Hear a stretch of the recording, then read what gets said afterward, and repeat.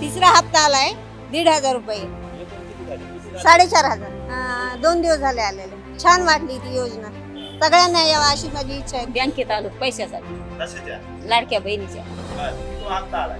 तिसरा बर, कसं वाटलं? किती पैसे आले काय? 1,500 रुपये. आता तिसरा हप्ता कधी आला?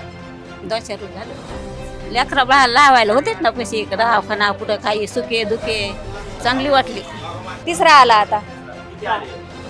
ते आले 3,000 आणि हे आले 1,500. छान वाटलं, मदत करायला तर आमच्या गोरगरिबाला, त्याच्यामुळे छान वाटलं ना. मुलाबाळाचं भागतंय, त्याच्यातच घर खर्च आहे. घरच्यांना पैसे मागावं लागत होते, ते देत नव्हते टायमाला देत नव्हते, घर खर्च पुरत नव्हता.